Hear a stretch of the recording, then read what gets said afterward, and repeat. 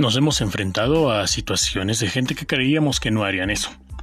Desde engaños, mentiras y hasta genocidios a lo largo de la historia. Todos corremos el peligro de cruzar la barrera del bien y del mal, de correr al lado inhumano. ¿Acaso realmente somos en esencia malos? ¿Qué podemos definir como el mal? ¿Y dónde surge lo bueno?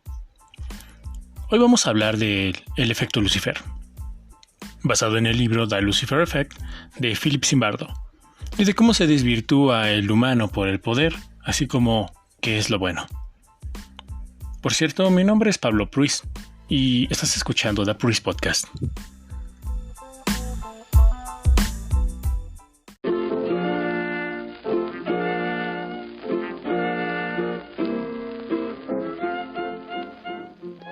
The Pruis Podcast.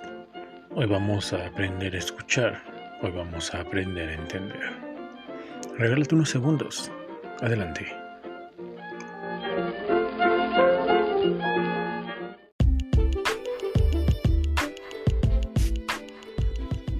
Y bueno, mala semana o buena semana.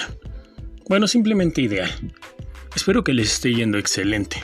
Hoy vamos a platicar acerca de la dualidad en el hombre desde el punto de enfoque del problema y de la solución.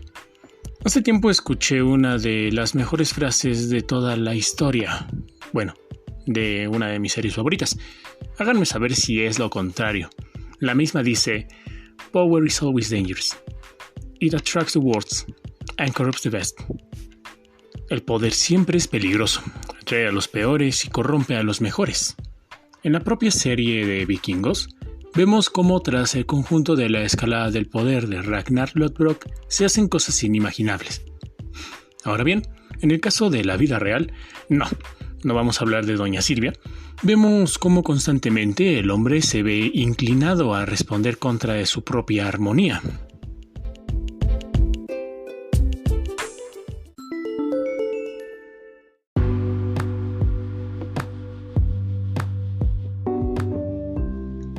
¿El hombre es bueno o malo? Bueno, para entender si el hombre es bueno o malo, debemos entender que el hombre está dividido en tres partes: el cuerpo, la esencia y el alma. La típica división ontológica, que a su vez corresponde en la psicología a la persona y la sombra. Esa sombra que se describe de poco en mucho durante el desarrollo del individuo y sus interacciones sociales. Se piensa desde antes y a través de las religiones y filosofía que el hombre es dual, aunque Locke creía que la razón enseña que ninguno debe dañar a otro en lo que atañe a su vida, salud, libertad o posesiones, y que las transgresiones de esto pueden ser castigadas. El castigo es la pena que se impone a la persona que ha cometido un delito o una falta, o ha tenido un mal comportamiento. Aunque personalmente este punto de vista del estado de naturaleza es principalmente deducido de la creencia cristiana, hindú, musulmana o algún otro credo, incluso del derecho. Pero fuera del orden que debe de existir, Maquiavelo escribió: el hombre es malo por naturaleza, frase que se imprime en la historia de la filosofía y de la ética, en su libro El Príncipe. Bueno, la explicación que nos da Maquiavelo es que, estando los hombres naturalmente inclinados al bien, como su naturaleza es frágil y dualista, las ocasiones que los incitan al mal son infinitas, y se alejan del bien fácilmente por su egoísmo natural y sus propios intereses. Al respecto, Hobbes dice que la naturaleza del hombre es la suma de sus facultades y poderes naturales. La suma es una operación intelectiva que consiste en discernir cuáles son los elementos constituyentes de la naturaleza humana, una frase que alude a la idea implícita de adición. Entonces, el ser humano es malo por naturaleza, de modo que para poder convivir se necesita un poder absoluto, una ley autoritaria que controle el impulso agresivo que surge de la motivación egoísta de todos los seres, puesto que no nos limitamos a solo el reino animalia. Bueno, los humanos, para ser exactos. Entonces, el egoísmo es algo que nos implica la maldad, por lo que el mismo nos refiere al amor excesivo e inmoderado que una persona siente sobre sí misma, y que le hace atender desmedidamente su propio interés. Por lo que ofender o atentar contra sí mismo es una parte de la clara división de lo que somos, una dividida opinión entre lo que se ve y lo oculto a las grotescas miradas. Pero antes, situémonos en el experimento de Philip Zimbardo, por lo que vamos a definir un poquito, o vamos a entender un poco más acerca del experimento de Stanford.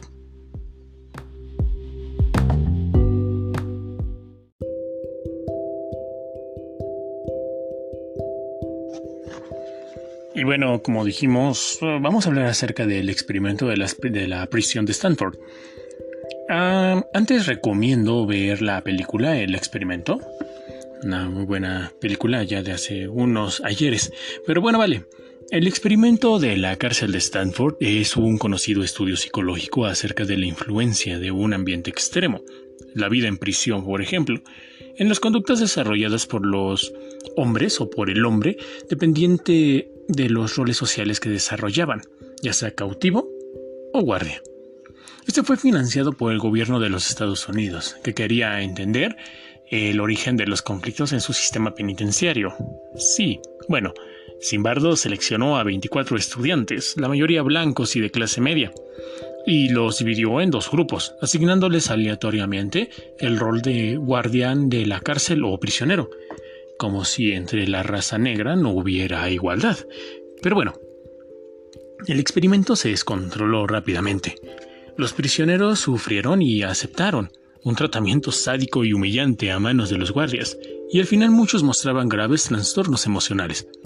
Los recuentos de prisioneros que habían sido ideados inicialmente para ayudar a los prisioneros a familiarizarse con sus números identificativos evolucionaron hacia experiencias traumáticas, en la que los guardias atormentaban a los prisioneros y les imponían castigos físicos que incluían ejercicios forzados.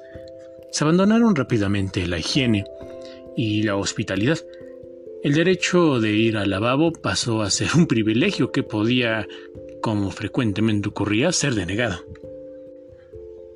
Se obligó a algunos prisioneros a limpiar retretes con sus manos desnudas. Se retiraron los colchones de las celdas de los malos, definidos así, y también se forzó a los prisioneros a dormir desnudos en el suelo de hormigón. La comida también era negada frecuentemente como medida de castigo. También se los obligó a ir desnudos como humillación. Aquí parece una escena de un futuro ocurrido en 2006 en una cárcel de Bagdad. Tras la ocupación del ejército liberador, el ejército petrolero estadounidense, donde varios prisioneros fueron torturados y humillados por soldados del citado país. De aquí entonces ese tipo de abusos se den a menudo por las situaciones sociales autoimpuestas, donde la mejor adaptación es el maltratar al contrario.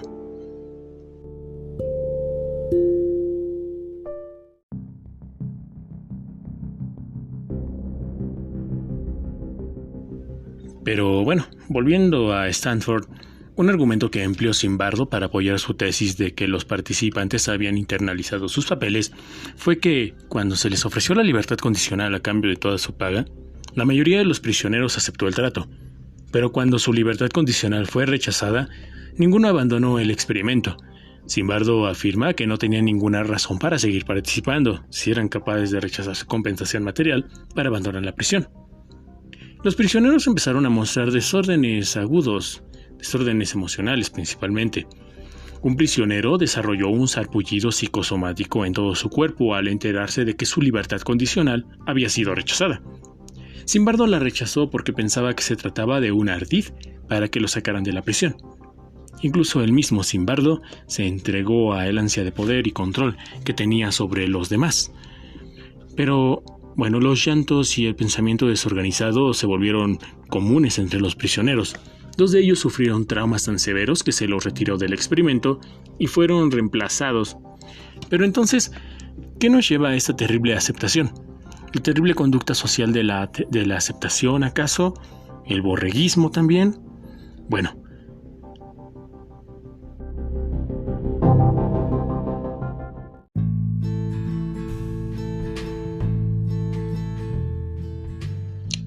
Bueno, si no consigues lo que quieres, sufres.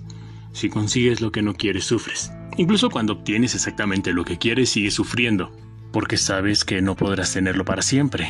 Tu mente crea esa situación, escribió Sócrates. La aceptación es una de nuestras asignaturas pendientes. Nos cuesta aceptar todo aquello que no nos agrada o que no se corresponde con nuestras expectativas. De hecho, la distancia que existe entre nuestras expectativas y la realidad se convierte en una de nuestras principales fuentes de sufrimiento. Si no aceptamos la realidad y deseamos que las cosas sean distintas, nos condenamos a sufrir inútilmente.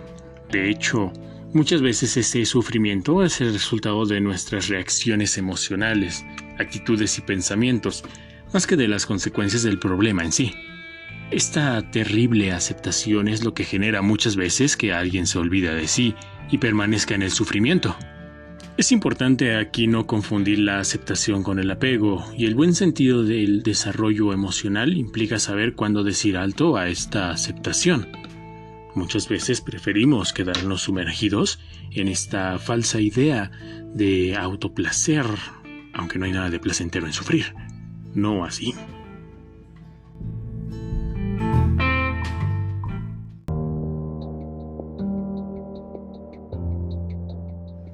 Pero la falta de aceptación y el bucle de la insatisfacción crónica que tienen que ver aquí. ¿Cómo relacionar la aceptación con el énfasis de qué es la maldad y la bondad en el hombre? Cuando nada nos satisface y supeditamos continuamente nuestra felicidad a alcanzar ciertas cosas, corremos el riesgo de pasarnos toda la vida esperando un futuro mejor que nunca llega. Por eso nos autosaboteamos en el énfasis de hacer lo incorrecto, recurrir al mal y después vivir el arrepentimiento. Muchas personas creen que serán felices cuando su situación cambie, cuando consigan un trabajo mejor o hallen a su media naranja. Cuando llenas vacíos a través de una falta de apreciación del bien ajeno, como amigos, parejas o un simple humano, entonces en sí mismos generamos una terrible consecuencia de doble moral. Un juez que cuestiona todo por agredirse y no por amarse. Uno mismo es el peor juez a veces, entre lo que hiciste bien, lo que hiciste mal, y te culpas constantemente. Ahora, pensar que solo podrán disfrutar de la vida cuando logren eso que tanto ansían.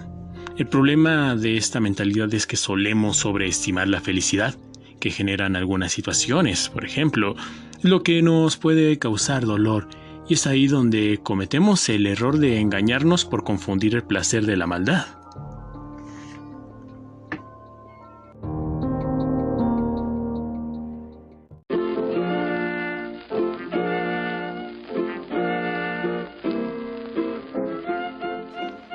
Y después de escuchar el relojito alemán haciendo su anuncio de las horas indicadas, ¿cómo vamos a relacionar el dolor, la aceptación y la maldad o bondad? Cuando sientes algo doloroso, darle lugar no es malo. Tal vez no es como lo esperabas porque no podemos controlarlo todo, pero la esencia es guardar silencio. No obstante, muchas veces en nosotros surge la sensación de buscar llenar vacíos, buscando un placebo para ese dolor. Aunque insisto con el llenar vacíos, es esta la causa de nuestra faceta de maldad. Pero al final nos terminamos engañando desde el punto de un falso placer antes de una cruel verdad. Es entonces cuando nos paramos para ver que nos hemos equivocado o hemos fallado a nuestro sentido moral de lo correcto, y entonces nos definimos malos, ante una sensación de culpa, adjudicando que perdimos lo que nos hacía buenos. ¿Pero qué es lo bueno? Esperen, regularmente lo primero que hacemos es huir a ese dolor, antes mencionado. Nos escondemos en la cara de la tecnología, los alimentos o amigos. Huimos, en teoría, huimos. Pero lo mejor, es estar allí. Y don't be stuck. Hay que quedarse quieto y recibir ese sentimiento, darle lugar. Pero ante la falta de esta pulsada de conciencia, es entonces donde las personas buscamos una serie de distracciones de verdad etérea. Pues es real que para la individualidad es algo bueno. Entonces quedarse callado es bueno para ser bueno y dejar de ser malo. Pues sí, la maldad se aprende. Entonces, ante la presión social, nosotros aprendemos a actuar sin conciencia de nuestro bienestar. No todos, pero regularmente, dejarse llevar es algo que atiende como a tal impulso que esconde nuestra voluntad.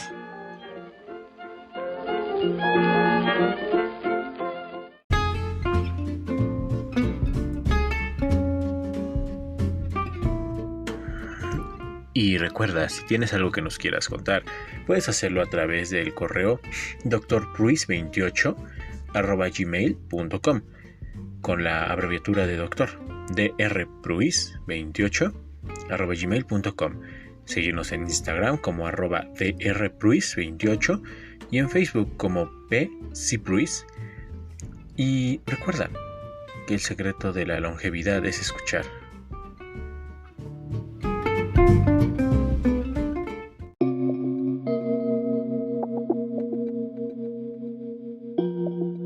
Si yo quiero el bien, entonces ¿soy bueno?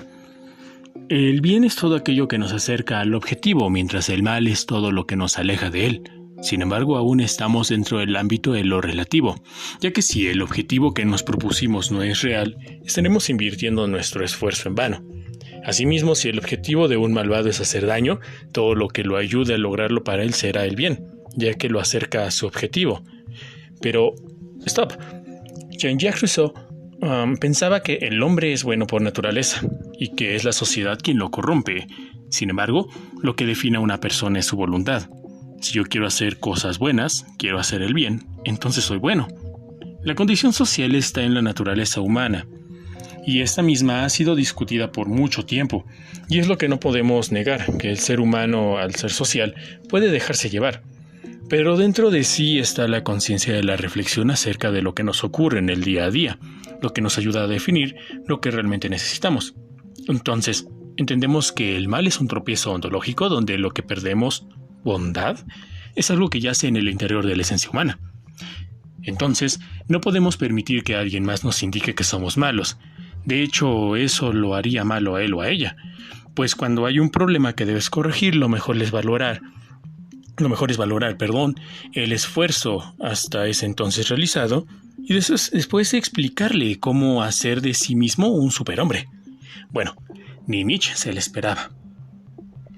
El bien y el mal no pueden ser definidos por sí mismos o en sí mismos como bueno y malo. Como fue explicado antes, dependen del objetivo.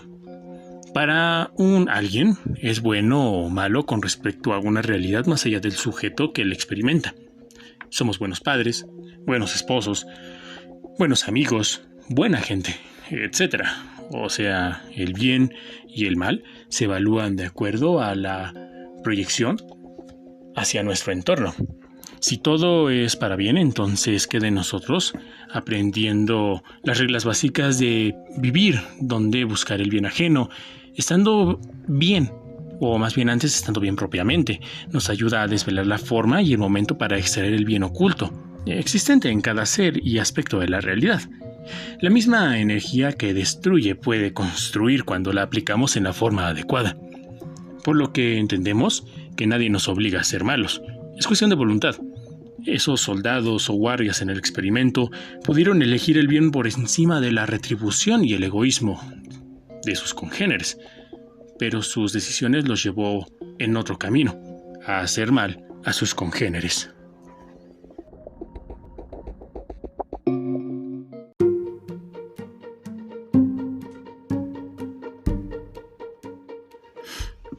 Lema y Sem. En resumen, pensar que el concepto que encierra la pregunta ¿dónde está tu corazón? Es una pregunta difícil, porque es difícil el aislamiento reflexivo, la hitbodetud. Solo debemos entender que tu corazón no está en el pecho. Todos tenemos un momento para detenernos a pensar qué es lo correcto desde nuestro punto de vista sin dañar al resto. Hasta no definir bien nuestro objetivo, el bien y el mal son relativos, y todo queda aparentemente abierto ante nosotros. En cuanto definimos consciente o inconscientemente nuestro objetivo, el bien y el mal adquieren definición. Ten en cuenta que el bien y la verdad no reposan en ti, y tampoco la maldad o algún hecho insólito que te obligue a atentar contra alguien. Recuerda que tú eres tu voluntad.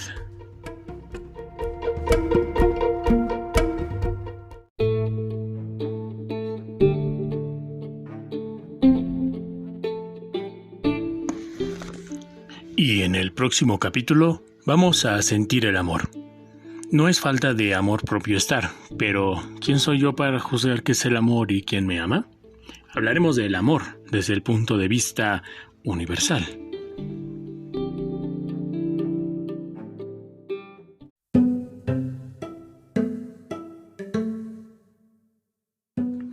Recuerda, wenn Sie jemanden helfen, tun Sie dies, indem Sie sich bedanken. Dann leben hat Sie an die Stellen desjenigen hersetzen, der gibt und nicht an die Stelle desjenigen, der Hilfe braucht. Cuando ayudes a alguien, hazlo dando gracias, pues la vida te ha puesto en el lugar del que da y no en el lugar del que necesita la ayuda.